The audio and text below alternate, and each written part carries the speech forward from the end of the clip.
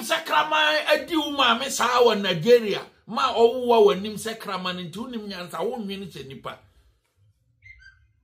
me ka me asam na me ka minsuro na me ka wo me ka me pray mo bi ati security agencies ati say MPP ninja ye koka ntokwa wo na mom say NDC ni bebo MPP ni mo ya ko report de binti o opo MPP ni makan NDC ni bia obeka MPP ni sekan bia no ese me pe me ma MPP fo no kotwa NDC ni bi sekan tika asem na me kan nya agro na me dina me nsuro nti kwase afra na wo fra say politifo bi nsuro wo dey let them try ya dey see o ya ken tokwa wo pa ko police headquarters wo pa bro nye ko police headquarters ne ko nwa GP na sign krata da kasa me sofukum chacha me no yanti nyina babuwa ma moja tum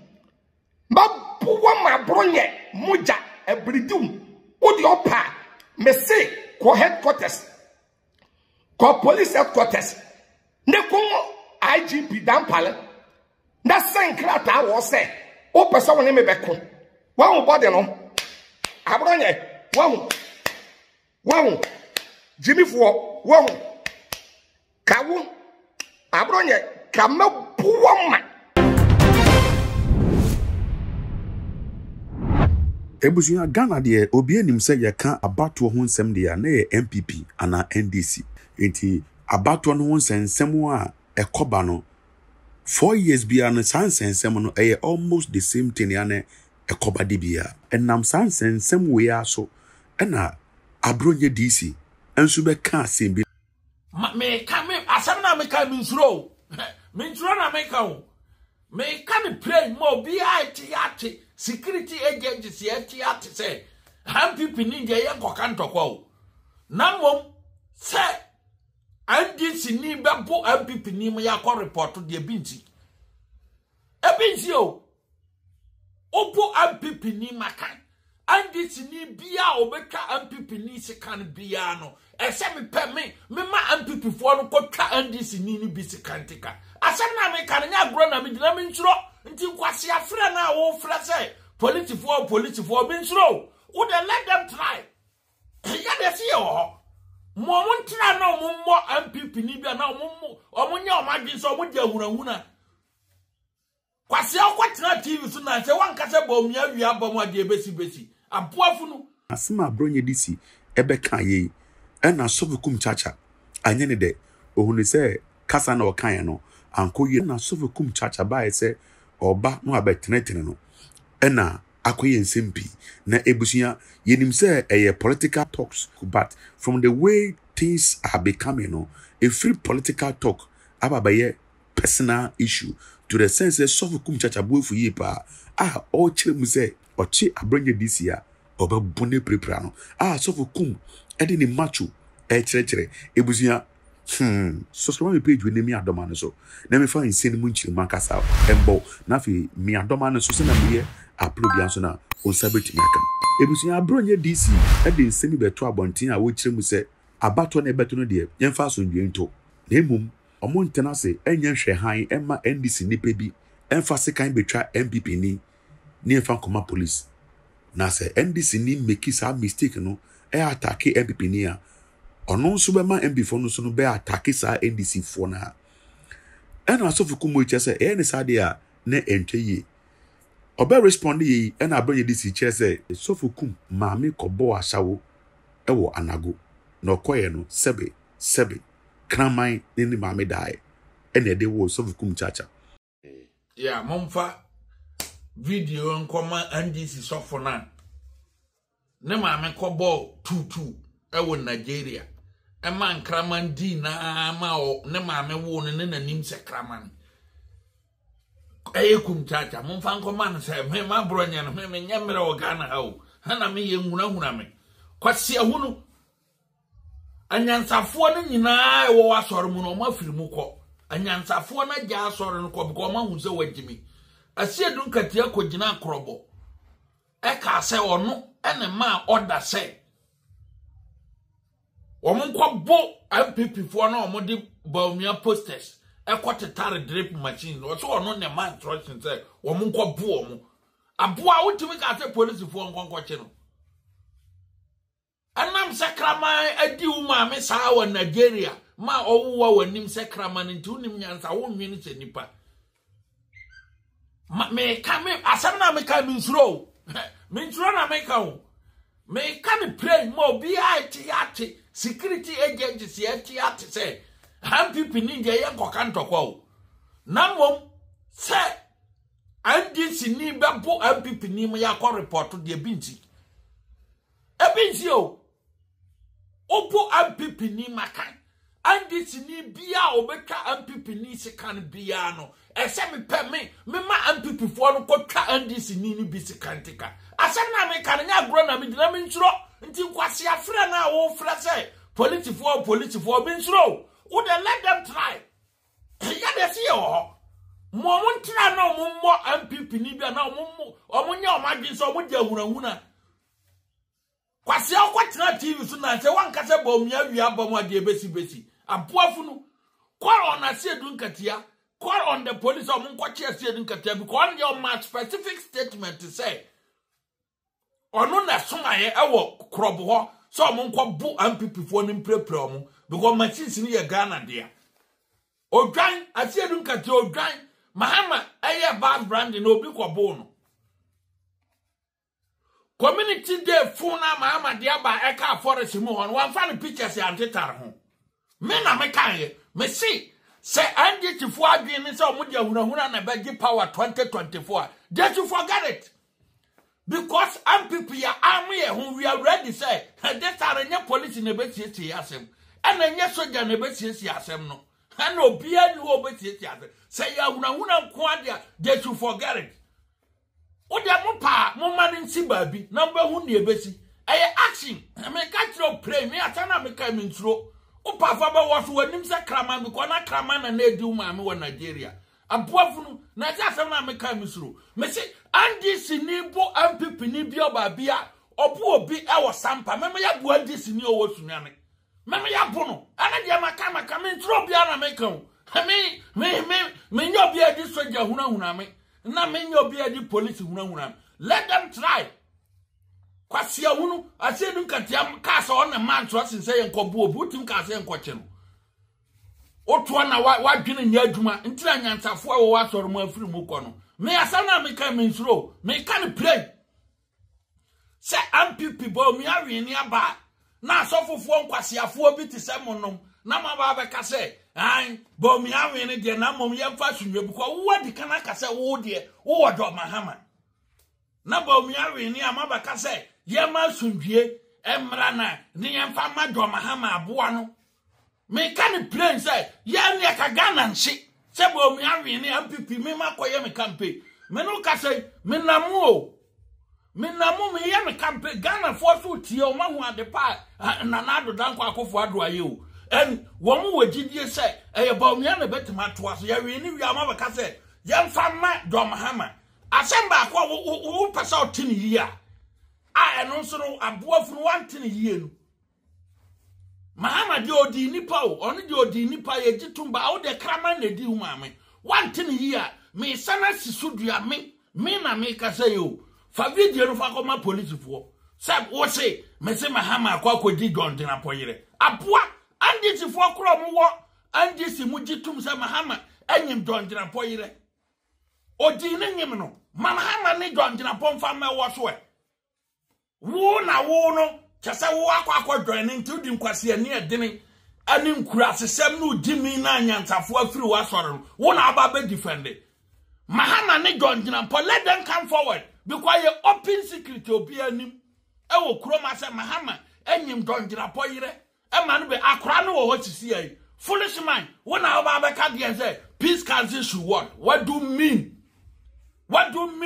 Kwasi amukwa ka se bo mi awi plako no did you call on the peace council stupid fool me da maka wo dia me se me enclave ha die wo nu aba ye nkwasi asem de ye nkwa report wo me tro na meka wo twa obi ase kana ye report ye ba hwehwe ba bi onu ya betwa obi ateka ntu pesa asundwe mra nkotwa obi sikane sa video ya me yin me ye ade ama abronye DC a oye NPP chairman ewo bon ho abronye DC jimifuo kurasini ansuo twafo yalefo pacho muntie me abronye mamen ka asem nchoro video a sofukum chacha me beye ye no sanka wonni nyansan anka wo meka ho asem NDC ni bi ani yeso akotrete IGP ani interior minister sa onya wonwa obebo wontuo onyam tuo ana mako interview ana me ko interview ni yabisa me ho asem na me se da bi ya kan politics no enye ba bi se na sese ya kekako na eye too bad eto onwa chena odi chie ati mi wie ye no ana won de wodi yanso beto mo a wonso wo kase won peso aso wo no odi e watu nkwala ni nyina afo se obi etwa obi se kan a onchani bi na obi chitu a onchituo no mfem mo no ana wo koso commotion ana wo kekasa ana me so me di minyansa e kira abro nye DC jimifo kwasampani awa nsuo te se o kire ben ana me di nyansa etufo se da bi amra de yemfa mra nhye yensem obi ye bibia na wobi eye bibia wobi be ye no pro station e kwa report ana me tufo sa wonso na dia wo keka no ene nsem a wo ka sa obi nchi we mpra we emo we na wo de yebo NDC ni bi wo onpeso asokora obema oda amasunya ne NDC ni bi wo aye bebo no ana mse yemfa sent na wo mem ana matufo da kwasampani awa no achia na wafo achia da jimifu awu kasa wanu nsuo da begina na makasa sofukum chacha ne maami kobo tutu ewo Nigeria ena kraman kofa me maami kodi me maami kraman ni di me maami wie no obedi wo maami abu atwafo yalefo no wate kraman no obedi me maami wie no ana wo bedi wo maami yalefo atwafo twa abronye be maami kasa mo ncho wanya wafofra me de wo what you say dabia me ka se politics na ye no me NDC ni bi begina ho na NDC ni yade a enya osofukum chacha me 100% se me ka na me kire madwen sa na MPP ni e begina ho eye bibi enya me won kwan se me kire madwen obi a woni opinion asema me be kan ma me di watam why say wu baba be di matam se me maame akobo tutu en Nigeria na kraman kofan why say wu nim nyansa kwase bi se yeso wakọ law school awie kwase bi se yeso wakọ law school awie abronye kwase bi se abronye DC kwase bi sa yeso wakọ law school daka wo bi aka wo kura wo jimiye ndi nyame ya doma wakọ law school no da kese so hu se yemfa emra enhye yensem emfenye bibi nti na police wo ho but won se jimiye oti kurom wa na jimiye hwa abronye DC hwa osofukum chacha me ka kiro me wanye wa afofra furuko wonim wansa mumu bi sei a we say wo twe janka buo dwan me kusie awafo achia wano achia mumu bi sei ana amanu monyamfo ne yatitire wo MPP mo no efri mu maako a enumonyamfo wo MPP mo no efri mu maako what you say because we say no wajimi I want Jimmy to the no nonsense. Last Jimmy and I could have run your DC. What you say? That's only at the be our course commotion. Now, and yet, and to walk around the basic Ghana. One Jimmy, you know, and me a bronya dear, and to walk around the basic Ghana, and to Quanamra, na NDC near PP, yen see any, nan to walk around the baba. That was Sia Bois. One number one, what conquest will be your quay our dear. Now, what conquest will be your quay funsun toma, and when young for MPP mono, every Marco. What I said, because who said, what Jimmy? I want Jimmy to the no nonsense. Last Jimmy and I could have run your DC. What I said? That's only at the be our course commotion. Now, and yet, and to walk around the basic Ghana. One Jimmy, you know, and me a bronya dear, and to walk around the basic Ghana, and to Quanamra, na NDC near PP, yen see any, nan to walk around the baba. That was Sia Bois. One number one, what conquest will be your quay our dear. Now, what conquest will be your quay funsun toma. Now, what she had to say to Baka? That be a young or soft kumchacha, make us a who know be Cassa. That there be our friend to Quantocaba or Memua. Sandy Pano, where your mind bonny. Sandy Pano, where your baby bronson. Sandy Pano, when any papa. Call Abidjan. Colaberia, Necoshe. Coselelion. Now, what bronye? Nyamiti Ghana, dear. Euradema win pally 2 million times. Euradema win pally. Now, what bronye sabi. BBS Ghana only a case me man swallow a woo ye bema. Quite some penny, woo ye bema, one number woo ye bema. Now, and your charm and I your four. And your charm and I your four, Kawasia will say, I want number what Kukua will say, woo to me a charming. Woo to me a charming. Wasia, woo to me a charming. Bassa and far home. Video na me and win your bit here.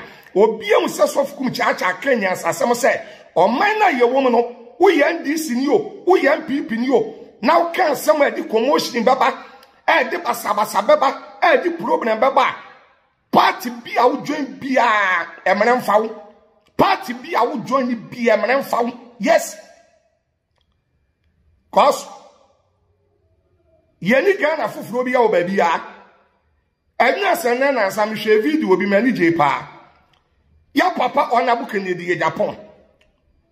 Ems or baby a oba. Airport wa. Misha video no many years airport wa. That ya papa Collins Dawida. Ya papa on a book in the Japan or young people. But ya papa Collins Dawida a young Disney. Now what Koshiano Afron and Sa Misha na yam fe. When your friend of politics, we had this in no be people near young topa. A teacher watching when yansam that abron ye Jimmy for Quasia. Thou could have warfare and I want Cassana ye can't topa. Ye can't topa. Opa police headquarters. Opa abron your police headquarters. Nakon YGP na sign krata. That case me soft kumchacha me no yanti enyina mabuwa mamuja tum mabuwa mabronye muja ebridum odi opa me say ko headquarters ko police headquarters ne ko IGP dampale that sign krata wo say o person woni me beko wa body no abronye wa Jimmy for one Kawu Abronye Kamapuama Mapuama won't some abu Abronye this Jimmy for Quasia Abu will be back. Dabacatsa Memesa Mema me crama in the final. What your pa? Co headquarters. Na yen sama on the bra. Cabin with your mayo. Mapuam won't say Ghana Bema waha. Na mrad will be en persuasion in some. Political talk and a personal issue. Because Oshe response a bronye DC ede buy na on say response no ano say eje tuato na sovokum untumi ka asem nkyire sovokum e ma nikra no ntum Ghana ha ye pe nipa wa kontokwa e wo mayi mu pa sovokum chacha because one ni Pastor Love HCI e wo kingdom or ye sobo Pastor Love e ne pata e na sunje bae sovokum ya threaten say oni fifi prat e wo fight no china obabono but you say there sovokum threaten say obabu abronye DC ebusia ye my IGP mbrim ana just a political talk Charlie ebusia jawa twinchire to me comment section wona mi hu a was fight me semi na fa ni demo a subscribe my page ni mi adoma no so sina me upload bia so na unsa beti maka makra